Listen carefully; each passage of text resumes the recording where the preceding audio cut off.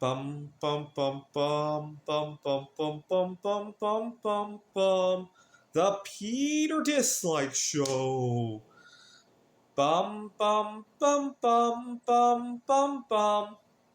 Please continue to pray for me by leaving a dislike on this video.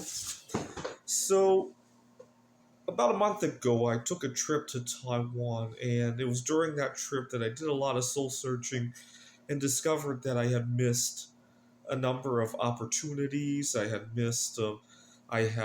misread a number of things that were happening in my life, and so it made me rethink how the last couple of years could have played out, especially since the time that I moved to Phoenix. I moved to Phoenix on September 21st, 2022, especially the time since then, but to a lesser extent also the time between COVID and when I first moved here. The time since COVID has been one shit show in my life. I've been making one rash decision after another. If I had to describe my time here in Phoenix, sometimes in the midst of jumping out of one bad situation, I jump myself right into the next bad one. Or in the midst of jumping from one missed opportunity, I jump over 10 other opportunities. That's how my life has been since then, which is why I'm so eager to plan my next trip right now, because I really find that I was able to clear my head and figure out a lot of these things. And by missed opportunity, I'm talking about opportunity after opportunity after opportunity. These last 3 months have just been one shit show of missing them. And so my main mistake, I know this is going to sound weird because most of my peers think I'm really successful with it. My main mistake was allowing my art career to run amok. And so what do I mean by that? Well, I would be at an event and I would be consumed by what art projects I was going to do next, to the point that good things would happen at the event, opportunities to network with people, and I would miss them. And I make it a rule to take at least one day away from my art every week now. And but I would get myself immersed in it to the extent that I would miss opportunities. I just exchanged a couple of emails. Unfortunately, I really embarrassed myself with the group, with an old meetup group that I was going to try and connect with a few misconnections there. But unfortunately, I made such a fool of myself the last couple of times I was there, and I'm trying to fix that at the moment, and then see what I can do about that. You got to remember, for 3 years, actually more like for 5 years, I didn't fly anywhere. That trip to Taiwan was my first flight in 5 years, and so I immersed myself with, and then I had a number of jobs that were toxic. I was working at a tutoring center, and I really got along with all of my students, but the management was a whole different story. To give you an idea of how well I got along with some of my students, I had one student come in who was really upset. He had just broken up with his girlfriend before a really big event in his life. And so I told him that he could go to the event without the girl and still enjoy himself, and he did. And he came back and he swore off dating, at least for some time that time around. And then I had another student who was studying AP chemistry. I talked about this a few times already. He had brought in this really fancy periodic table that showed the rarity of all the elements. And I was going to show him that platinum's a really good investment at the moment because it's rarer than gold and half the price, a third of the price, whatever it was at the time. While showing him, I discovered to the right of both of them, bismuth is only twice as common as gold, but thousands of times cheaper. And so I went home and bought my first 10-pound bar of bismuth.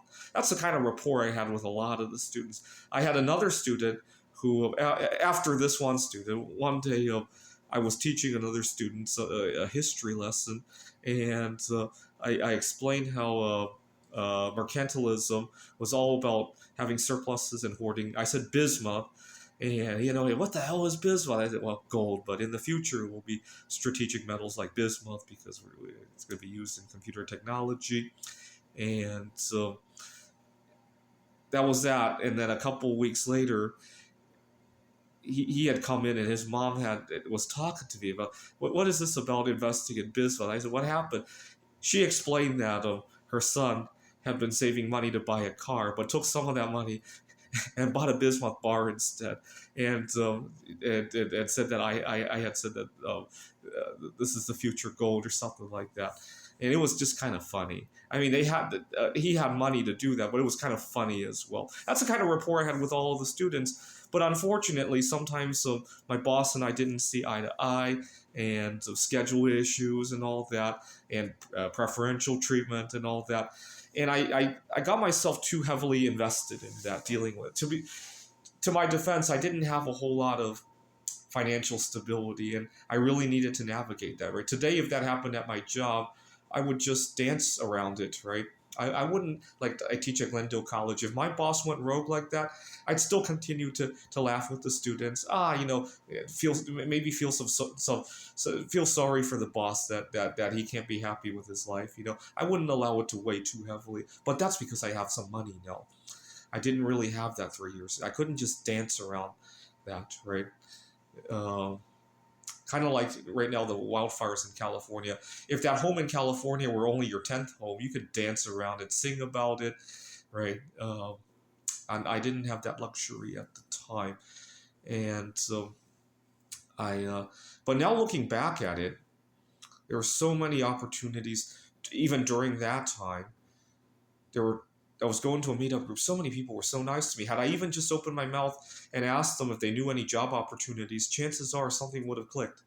But I didn't even think about doing that. I just got myself too hung up with the students. You know, I I was lost, and it still hurts. I was so lost about people who were mistreating me that I didn't notice people who were treating me nice.